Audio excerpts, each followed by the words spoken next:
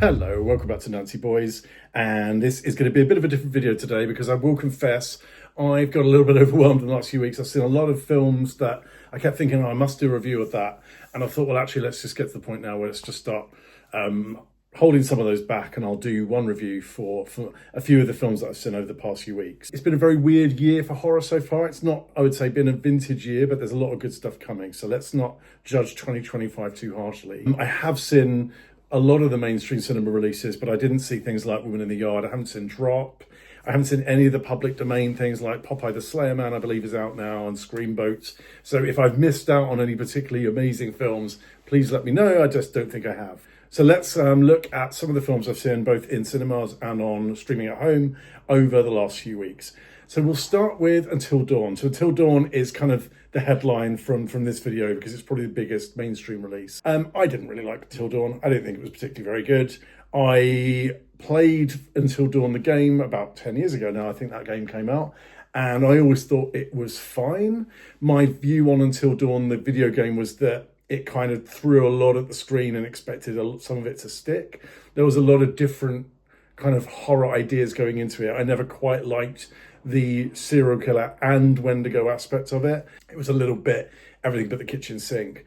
I actually thought the film in some ways was kind of similar because, again, we got a lot of stuff going on in this film. Like the death scenes are quite varied. There are death scenes reminiscent of other films.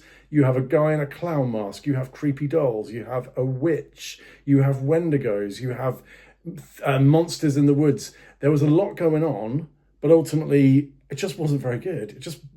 I guess the problem with this film is it wasn't actively bad. It was just boring. And I think that's probably the death knell for any horror film for me is if it's not entertaining, then kind of what's the point? I thought the characters were really, really thinly written. The backstory was very, very stereotypical of, oh, there's a missing sister and we're going to go and find her. And there were two problems with the mechanic of the film. So the conceit of Until Dawn is it's 5-6 teenagers in a house in the woods. They sort of end up stuck there and they keep dying. And every time they all die, it resets and they keep dying. And they sort of figure out very, very quickly, they figure out that if they don't all die before dawn, then they'll escape this sort of time loop that they've got themselves into. So firstly, they do nothing to kind of stop themselves from dying. They keep splitting up. They keep doing stupid things like just stay in a room and just hope for the best. So that doesn't really work. And there's this sort of thing around stakes that, you know, it kind of, if you know they're gonna die, it sort of isn't that exciting the way it plays out. And say, you know, the Final Destination series, you do know people are going to die. The tension is all in the how, but that doesn't really exist in Until Dawn. So the playing out of it is a bit random and it's not particularly shocking. It's very gory. And, you know, kudos to the filmmakers for making this a gory, adults-only film. They could easily have made this a Tarot style, like PG-13 horror. The second problem with the mechanic is the joy of these sort of time loop films. So if you think back to Groundhog Day or Happy Death Day, the joy is watching the characters work out every iteration something happens. They go, oh, hang on a minute, I won't do that next time. And if I do this, that will affect this. And that's ultimately how those films work because there's a kind of learning. There is no learning in this film. Like the characters never do really anything particularly clever or strategic is maybe the word to stop themselves from dying.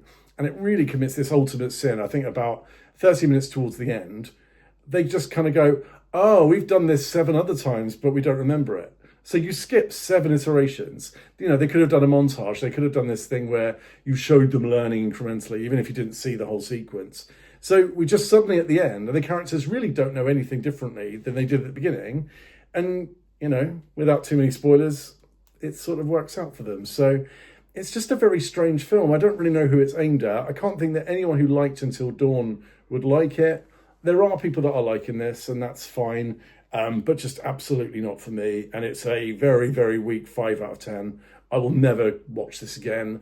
I watched it because purely it was one of those big horror releases for the year, and I wanted to let you guys know what I thought. So that's Until Dawn.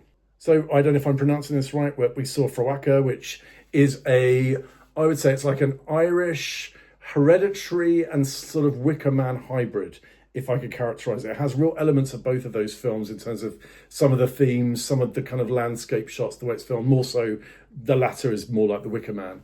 And then some of those thematic elements are more like Hereditary, which is at least my reading. I'm not going to go too in depth with this one because I think I could dive into this and spend a long time talking about it. Broadly, we really liked it. I think the performances were really good. I loved that it was in sort of the Gaelic Irish language, which is a very interesting experience. A lot of it's subtitled. So if that's not your thing, you probably wouldn't like it. But the main lead performances were great. It was very spooky. It had a really nice setting. It was like a lot of horror in the daytime. It does do that thing I don't necessarily like in horror films where you keep having characters having kind of episodes where you don't know what reality is. And it almost happens a bit too many times where you start to think, oh, this isn't really happening. The character's imagining this. And then lo and behold, it's like, oh, you know, I was having a dream and that's kind of, that happened quite a few times. But broadly, a pretty good little film, quite good in terms of atmosphere, not massively scary, but more spooky and unnerving in kind of how it played out. So that was probably a 7 out of 10 for me. If we're going to stay on the streaming angle, Bloody Axe Wound, which let's just call it bloody awful. It was absolutely terrible. It's a shame because there's kind of an element of, you know, the writing here could have been funnier. The lead performance is very charismatic. I forget the name of the actress. But the setup of this film is basically there's a man in town who's a serial killer and he also runs a video store. And he massacres people in the town and then sells the videos of the kills to the townspeople to watch for them to rent. But it's not absurd enough in that respect that you believe it, because the town is also mourning the fact that people keep dying. So there's a lot of teenagers that are dead. And yet no one seems to care, or no one's kind of made the link that this guy's literally selling videos of the murders to them and it's a business. So it kind of needs to pick a lane. It either needs to want to be really serious, or frankly, it needs to go completely absurd, and it just didn't pick a lane. So it was pretty bad, very much a slog to watch. I didn't really enjoy it at all. All I will say, it was quite nice to have a little bit of lesbian, queer representation in film. We don't get that a lot. But, what a shame to kind of throw it away. And again, some good gore, like probably some interesting kill scenes, but broadly, I don't know. I didn't think this was really worth your while. It's on Shudder now. It's relatively fresh. This was a 2 out of 10 for me. I really didn't enjoy it. This is a reaching for my phone after 30 minutes and, really trying not to be distracted, and really find that very difficult. Then we saw 625 Forest Road. This actually wasn't bad. I went into this thinking this is going to be absolutely terrible just from the poster and the description. Actually, I quite liked this. I didn't think it was too bad at all. For a fairly low budget horror film, actually really quite spooky in places. Again, like Fréwaka, like a lot of daytime scares and a lot of quite an interesting setting and some quite unnerving imagery. It didn't all work. I think the lead actor himself was pretty weak, and he wasn't enough really to carry the film. But I thought the 2 lead actresses are actually very likable, and I really enjoyed watching them. Yes, I think the main kind of ghost character probably looked a little bit stereotypical, a little bit J-horror from 20 years ago.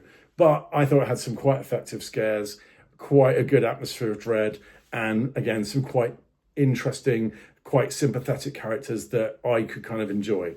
So I'm going to give that one a 6. It's not great, but it's watchable and it's better than I expected it to be. So I think a 6 is fair. And then finally, there's a film called Birdeater. Birdeater is about a group of Australians who go on a sort of bucks night, or a stag weekend, but their girlfriends go, and there's a lot of tension in this group. So it's one of those horror films that is more about the human condition. So some people might just think that this is an intense drama. There's some elements of horror to it. Again, there were some things to maybe be absorbed in, but this is just such a horrible group of characters, a really obnoxious group of people you don't really want to spend the time with. And again, I found this a real slog to watch. I was watching a screener actually from a PR company. So thank you very much for them for giving me a chance to see it. And it stopped working about half an hour towards the end. So I just thought, right, brilliant, it's a perfect excuse to finish it. So I had to finish it, I think, a day or two later. And even that last half an hour, I was kind of thinking, right, this has got to finish now, it's got to wrap up.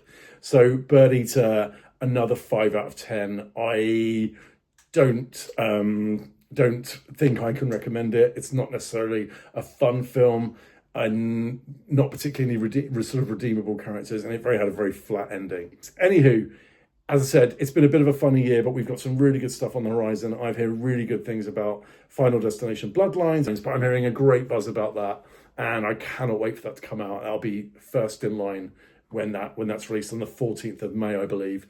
And we have 28 years later coming, 25 years later, which we won't go into now because it really annoys me. But I'm really looking forward to the film.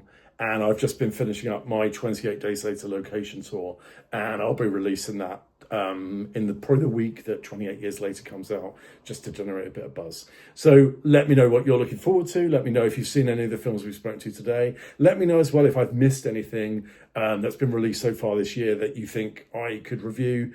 I'm trying to keep up, but there's just a hell of a lot of content right now in cinemas, on streaming, and trying to see everything is hard work. So I hope you appreciate it. This was a smaller video with a little bit of a wrap up, and I'll catch you on the next one.